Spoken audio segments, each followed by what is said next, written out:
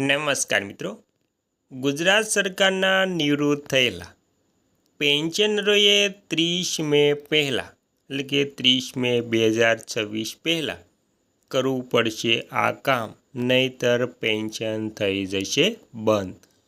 તો મિત્રો, તમે પણ ગુજરાત રાજ્યના એક નિવૃત્ત કર્મચારી અથવા તો પેન્શન ધારક છો તો તમારા માટે આ સમાચાર ખૂબ જ ઉપયોગી થવાના છે.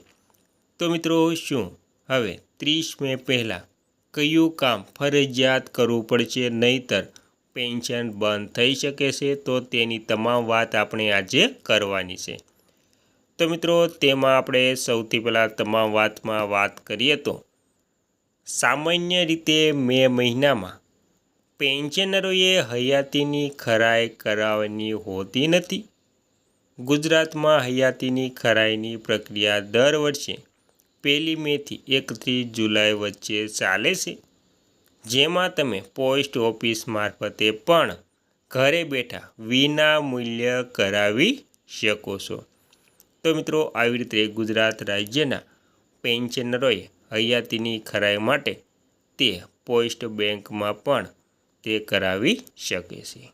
ત્યારબાદ જો કે આ સમયગાળા દરમિયાન જો કોઈ ખાસ ટેક્સ કે અન્ય નિયમો લાગુ પડતા હોય તો તે અંગે સચોટ માહિતી માટે તમારી બેંકે નજીકની જિલ્લા તિજોરી કચેરીનો સંપર્ક કરવો હિતાવહ છે. અને મિત્રો, જો તમે પેન્શન સંબંધિત નવી યોજના અથવા તો લાઈફ સર્ટિફિકેટ આપેલ વિડીયો મદદ થઈ શકે છે. પેન્શન સંબંધિત અગત્યની માહિતી અને તાજેતરના લાભો સમજવા માટે અહીં ખૂબ જ અગત્યની વાત કરવામાં આવી છે. તો મિત્રો, તેમાં જોઈએ તો રાજ્ય અથવા તો કેન્દ્ર સરકારનું પેન્શન મેળવતા તમામ પેન્શનરોને દર વર્ષે હયાતીની ખરાઈ કરાવવી ફરજિયાત હોય છે.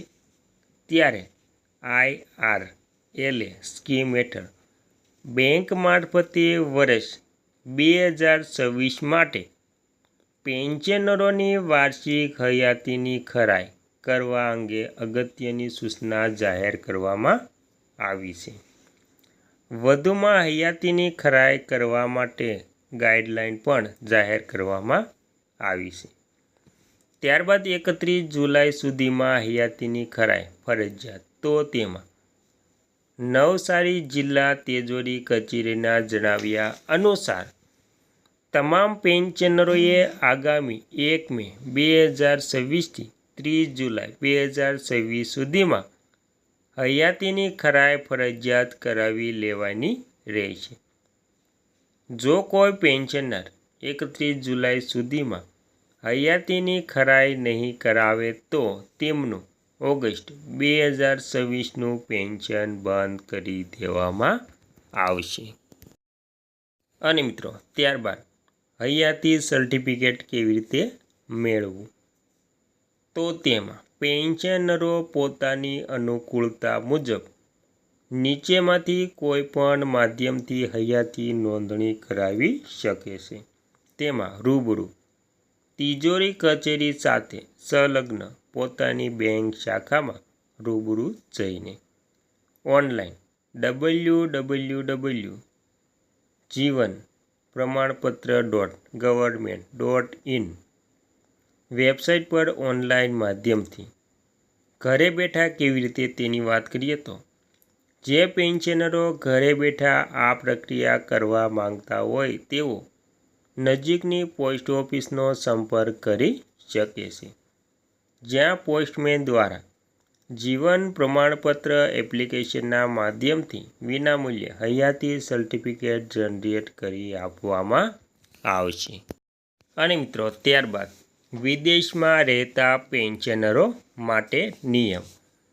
તો કુટુંબ પેન્શનરો આ પ્રક્રિયા અંતર્ગત કુટુંબ પેન્શન મેળવતા લોકોએ પોતે પુનઃલગ્ન નથી કર્યા તે અંગેનું નિયત નમૂનામાં સક્ષમ અધિકારીનું પ્રમાણપત્ર રજૂ કરવું પડશે. દસ્તાવેજો: જે પેન્શનરો અગાઉ આધાર કાર્ડ કે પાન કાર્ડની વિગતો આપી નથી તેમણે હયાતી ફોર્મ સાથે તેની નકલ અચૂક જોડવી પડશે.